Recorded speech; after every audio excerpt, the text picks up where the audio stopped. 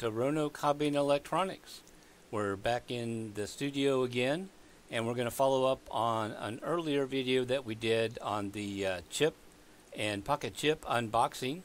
And in this video we're going to go into a little more detail on the pocket chip, and the topic is going to be the top 3 games, my top 3 of my favorite games I've been able to play on the pocket chip, and we're going to go over some of the steps to get these games installed, and things that'll be easy and fun.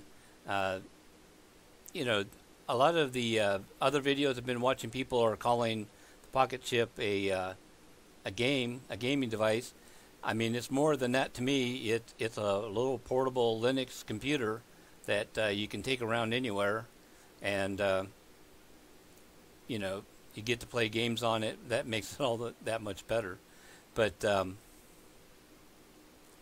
there's the pocket chip, and we got our super clicky keyboard and our nice LCD screen, and the row of GPIO pins. I tapped the screen there. It was asleep, so I woke it up. So that's fine. We'll let it go up here to the home screen. The one thing I've seen in some of the other videos, people have gone ahead and soldered in the headers to be able to plug in and access the GPIO pins. So that could be another whole video right there. Maybe soldering some headers on there and doing some kind of a project working with the GPIO. But so number 3 on my list, and this is going to be the most obvious because it's already installed on the pocket chip, so it's going to be the easiest thing, and that's going to be Pico 8. And it's got a nice little tutorial to help you get started, so it's super easy to use, and you can explore the games that you can install. And my favorite one is the little Pacman clone that you can just use the little directional buttons. Yeah, I'm not going to do too well because I'm like trying to talk and play the game at the same time. Maybe some people are good at that. I'm not particularly that good, but this is definitely one of my favorite things to do with the pocket chip, is to play Pacman. So that's like already installed, super easy to load more games on there and play. So there we go. All right, so that's number 3 on my list, is going to be the Pacman with the Pico 8. So, and let's see, it's Control Q to quit. Go back here to the main screen again. So number 2 on my list is I wanted to be able to play one of the classic text-based games. So the first thing that came to mind was to be able to play Zork, and you can search on the web, and Zork 1, 2, and 3 are kind of out there in public domain. You can download those games and play them on Windows. But I wanted to look into, it's like, well, hey, can we do that on the pocket chip? And turns out you can, and you can do it fairly easy. My first thought was you're going to have to use DOSBox, and it's fairly easy to get DOSBox installed. You've got to edit the configuration file to kind of get the screen size so it works on the LCD. But even easier than that, you don't even need DOSBox.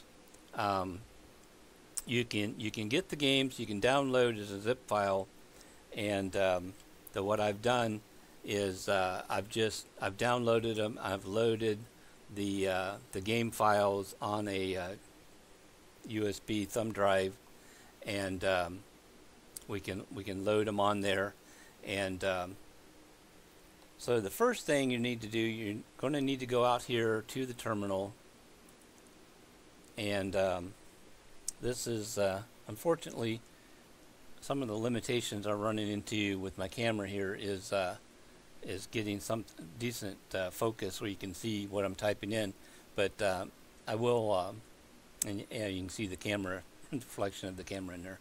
But I will put the commands in the notes with the video. But I'm going to see if this is going to work for me, because when I'm in the studio here, sometimes I don't get very good Wi-Fi reception. But we're going to install a program called Frotz, F-R-O-T-Z. It's in the Debian repository, and Frotz is just a an open source version of the Infocom game engine.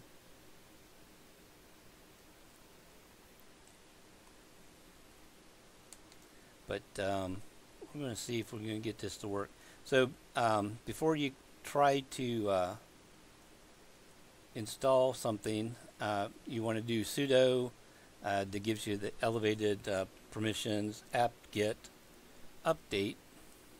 Cross my fingers and see if this works. Yay, it's working this time. So I must have a little slightly better. So you're just going to update, pull down updates from the software repositories, so you get the most recent version of what you need. That just takes a few seconds.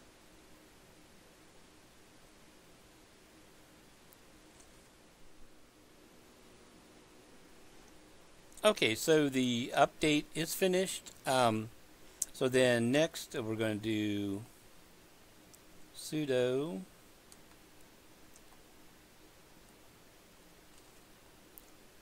apt-get install, and then the name of the program you're wanting to get, and it's going to be Frotz.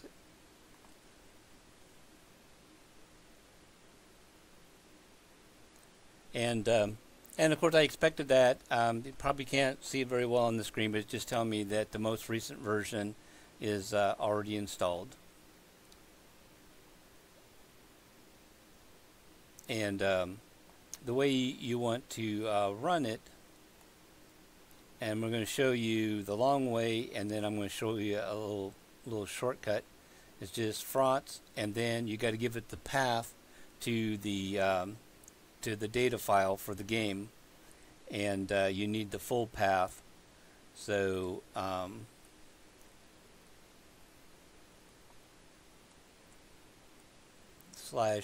/home/chip/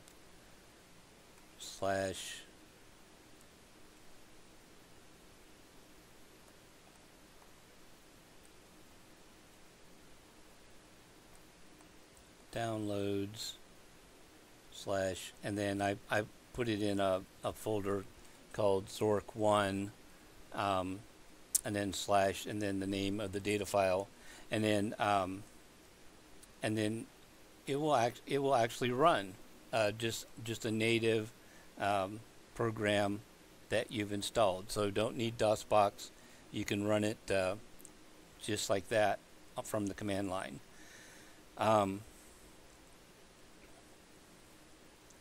But what I'm going to show you next here, we're going to jump out of the terminal for a second, and I've downloaded the other files. I've got Zork 1. I went ahead and downloaded and unzipped Zork 2 and 3, and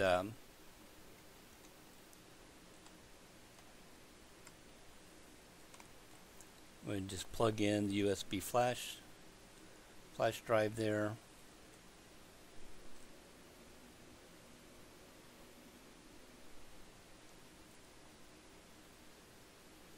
And there you see I have the folders, and then from here then you can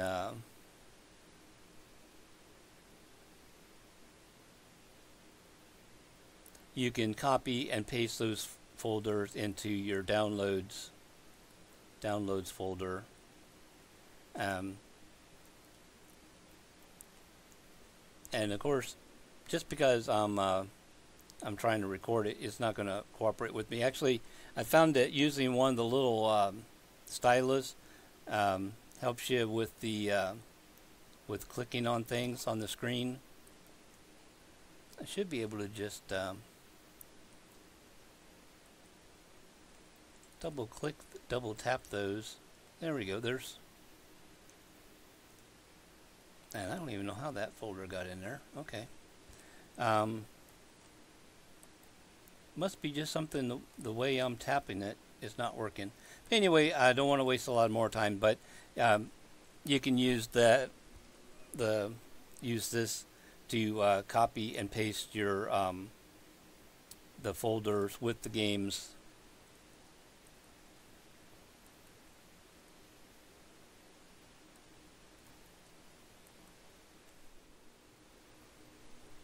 Okay, so yeah, I paused the video there, and rather than take up a lot more time, and actually went back and found the stylus, and so that's one of the things I've noticed. Apparently, my fingers are a little too fat to to tap these very well, and there you go.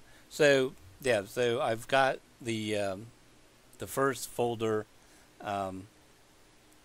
And the file that we're looking for is in that game folder and in the data folder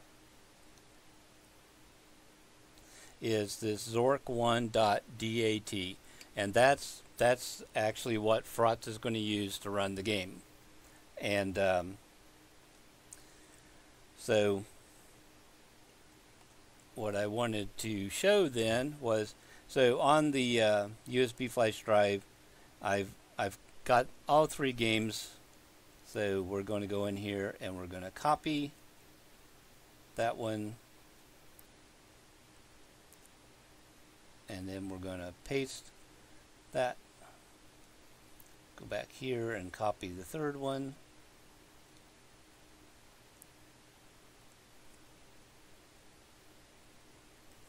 And paste that. So we very quickly and easily got all three games then installed. I'm sure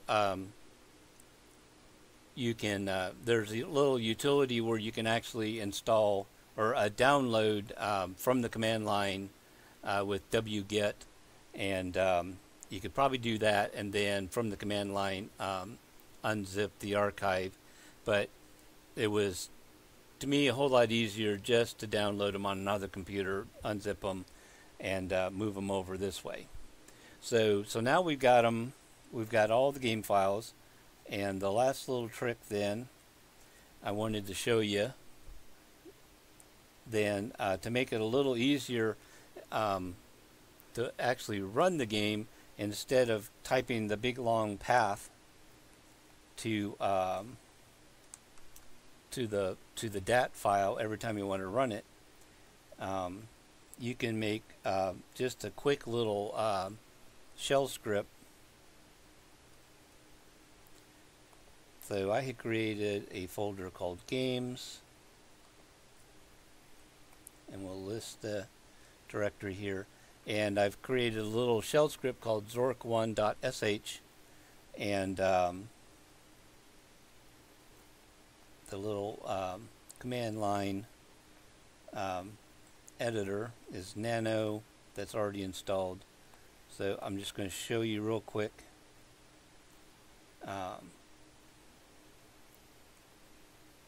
What's in the script. So yeah, it actually shows up fairly well on the camera there. You got that first line that you need for your shell script to define it as a bash shell, and then your command, which is Frotz, and then the whole path: home, chip, download, Zork1, data, and then the Zork1.dat. So then you could create one of these shell scripts for each one of the three games, and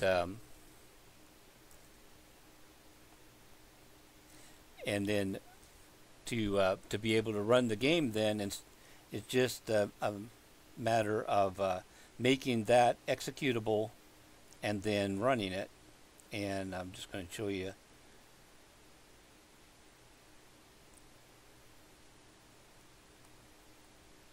We're going to use the command chmod and then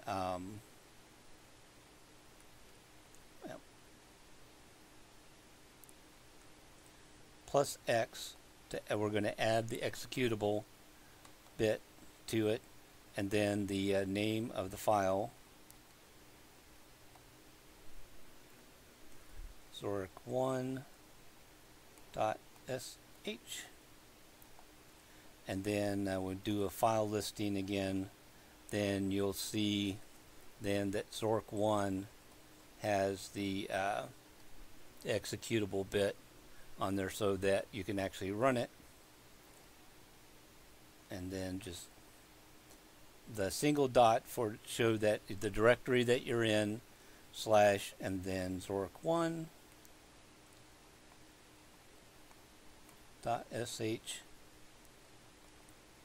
and now the game has started and you are playing Zork.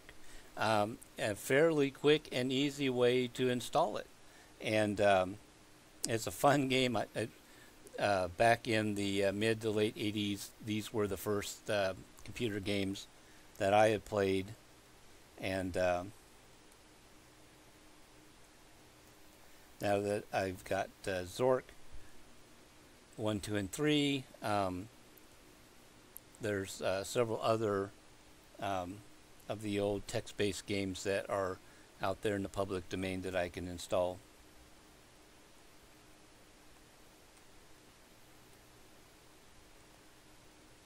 And no, I can't go that way. But I can say quit. And are you sure I want to quit? Yep. Okay, so that is installing and running Zork on the Pocket Chip. That's number 2 on my list of the top 3 games that I've installed on the Pocket Chip. Okay, so the number 1 game on my list then that I've been able to install and play on the Pocket Chip is going to be Doom. There's a port of Doom that is in the Debian repository that is just a matter of using the sudo apt-get install, and it runs very well on the Pocket Chip. So I'll just go quickly through the steps, and then we'll just do a quick little demo to show you what it looks like. So so again, from the command line, then we're going to sudo apt-get install, and the name of the package is prboom.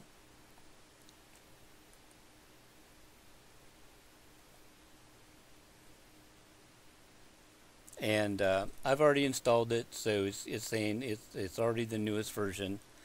And then what you need then is the just like you needed the DAT file for the Zork game, you need the WAD file, and there's one that's out there in the repository. So it's just going to be we just use the up arrow to go to the last command and install, and it's going to be doom -wad -shareware.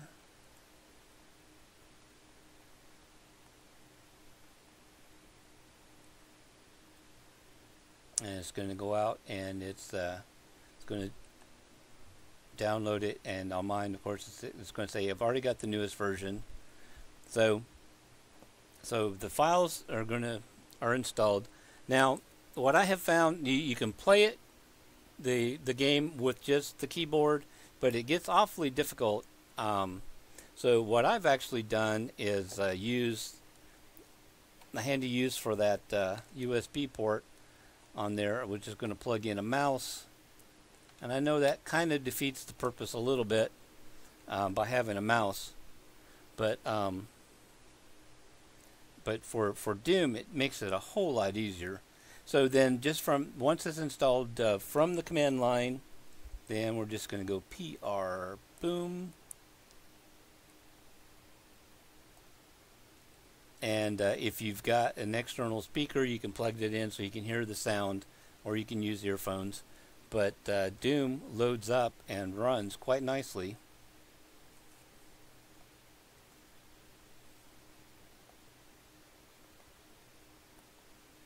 And we're going to start a new game.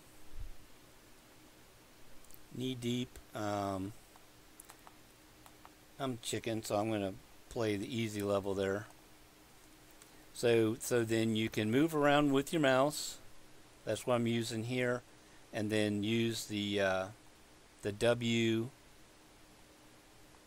and S to move forward and backward, and the A and D or the mouse. And you can also scoot left and right with the clicky arrow keys. So you can then with the mouse, then you can move around quite easily, and the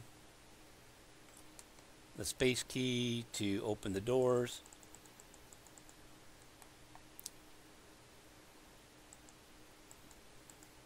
And of course I'm trying to talk and play at the same time, so I'm not very successfully. But as you can see, it plays very smoothly, and that's what I was like very pleasantly surprised on how well Doom runs on the pocket chip. So this is my #1 favorite game. So yeah, I won't be getting very much productive work done if I've got this around.